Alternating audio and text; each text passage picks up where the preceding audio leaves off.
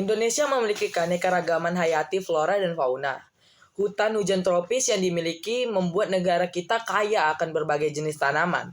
Keberagaman tersebut didukung dengan perkembangan ilmu biologi, terutama botani, yang harus mempelajari berbagai tanaman di bumi. Keberadaan cabang ilmu tersebut membuat kita semua mengetahui bahwa berbagai tanaman tersebut memiliki ciri khas masing-masing. Hingga akhirnya tanaman tersebut dikelompokkan dalam satu kingdom yang bernama Plantae.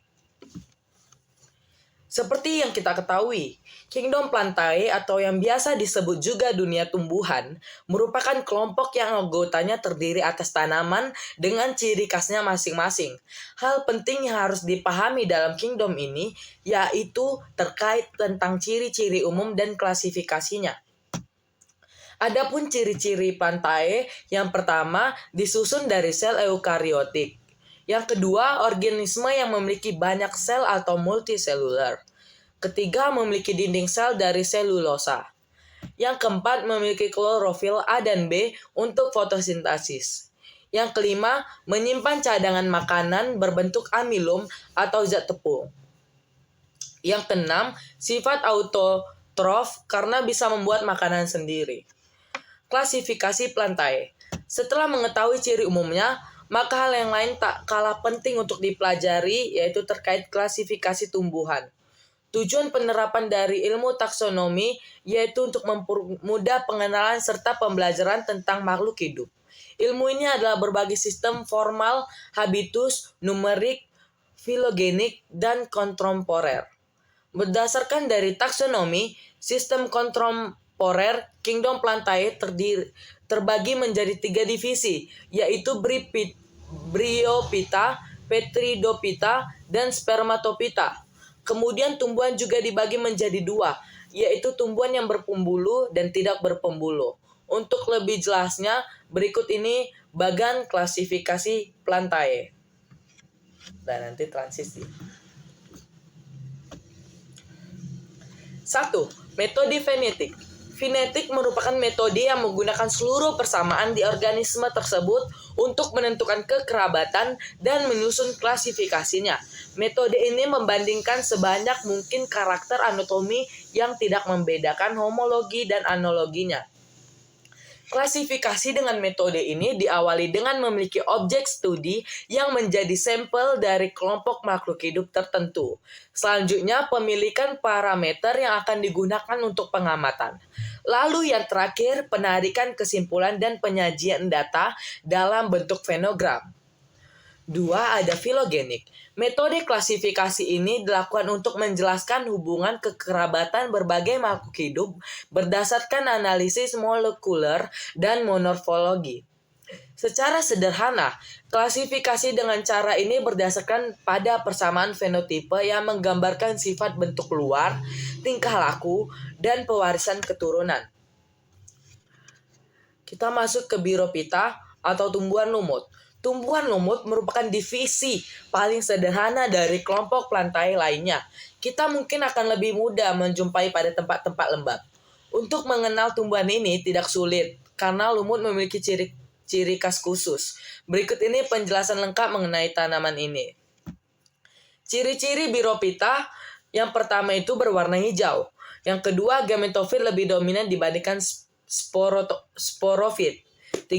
Hidup pada area basah atau lembab, serta terlindungi dari sinar matahari langsung. Yang keempat, pada bagian luar tubuhnya ada lapisan lilin untuk mencegah air masuk. Yang kelima, merupakan tanaman peralihan dari Talophyta, atau tanaman yang tidak bisa dibedakan akar, batang, dan daun, ke Comorophyta atau tanaman yang bisa dibedakan akar, batang, dan daun. 6. Gamet jantan dihasilkan oleh Antheridium yang didukung oleh Antheridiophore. Yang ketujuh, gamet betina dihasilkan oleh Archegonium yang didukung oleh Archegoniophore. Struktur tubuh Bryophyta sama halnya dengan kelompok tanaman lain. Lumut juga memiliki akar, batang, dan daun. Yang pertama itu ada akar. Akar dari tanaman ini merupakan kelompok akar semu atau rhizoid. Fungsi dari akar semu ini untuk melekat pada habitatnya serta menyerap air dan nutrisi. Yang kedua, batang. Lumut hati dan lumut tanduk tidak memiliki batang dan pembuluh angkut. Tubuh lumut ini hanya berupa lembaran atau talus. Lumut daun memiliki batang sederhana dan pembuluh angkut tunggal. Yang ketiga, ada daun. Lumut hari dan lumut tanduk tidak memiliki struktur daun. Sedangkan lumut daun memiliki struktur daun sederhana. Proses penyerapan air pada lumut dilakukan secara imbibisi, kemudian didistribusikan ke seluruh bagian tubuh secara difusi. Klasifikasi Birophyta. Tumbuhan lumut terbagi menjadi 3 jenis berdasarkan bentuk gametofit dan sporotofitnya. Berikut ini penjelasan lengkapnya. Pertama, Hepaicopsida, lumut hati. Jenis lumut ini memiliki beberapa ciri-ciri seperti gametofit berupa talus dan memiliki bentuk lembaran seperti hati. Talur berwarna hijau dan percabangannya menggarpu.